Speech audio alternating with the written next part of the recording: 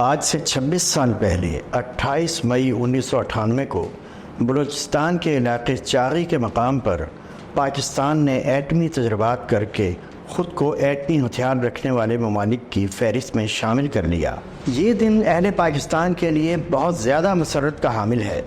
بھارت کے صحافی کلدیپ نائر کے مطابق پاکستان نے جوہری صلاحیت 1984 میں ہی حاصل کر لی تھی، لیکن سرکاری طور پر اس کا اعتراف نہیں کیا جاتا تھا۔ مئی 1998 میں بھارت کے ایٹمی دھماکوں کے جواب میں دھماکے کر کے پاکستان نے اپنے ایٹمی قوت ہونے کا اعلان کر دیا۔ ہمارے ہاں 28 مئی کے دن کو یوم تکبیر کے نام سے یاد کیا جاتا ہے۔ امریکہ اور جوہری عدم پھیلاؤ کے اداروں کی طرف سے تمام تر دباؤ کے باوجود پاکستان نے نہ صرف ایٹمی صلاحیت حاصل کر لی بلکہ اس کا اعلان بھی کر دیا۔ ناظرین، پاکستان کے ایٹمی قوت بننے سے نصف صدی سے بھی زیادہ عرصہ قبل جوہری دور کے آغاز پر امریکہ کو امید تھی کہ ایٹمی ہتھیاروں پر اس کی اجارہ داری قائم رہے گی، لیکن جلد ہی ایٹم بم بنانے کے کئی راز اور ٹیکنالوجی امریکہ سے باہر بھی پھیل گئے۔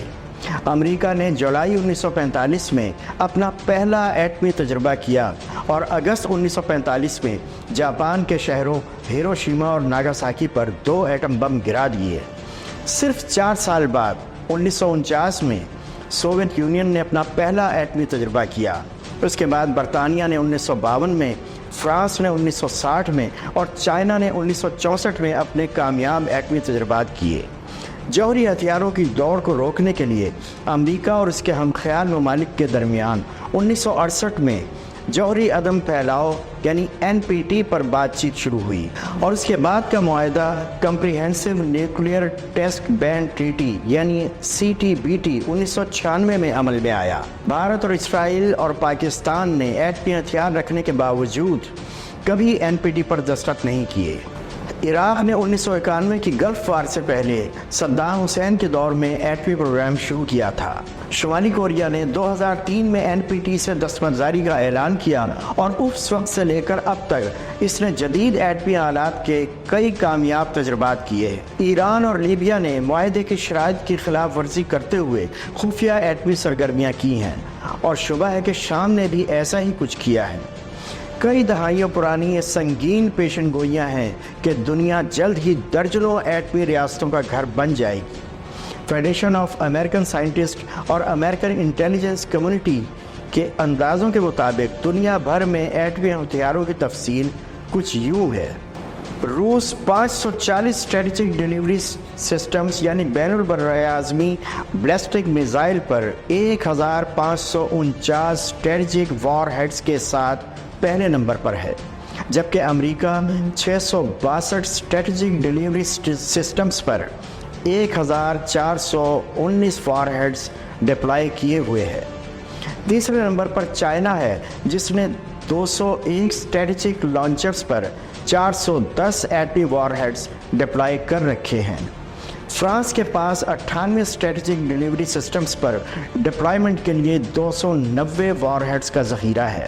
ان ڈیلیوری سسٹمز میں 48 آبدوزوں کے ذریعے اور 50 فضا سے مار کرنے والے سسٹمز ہیں۔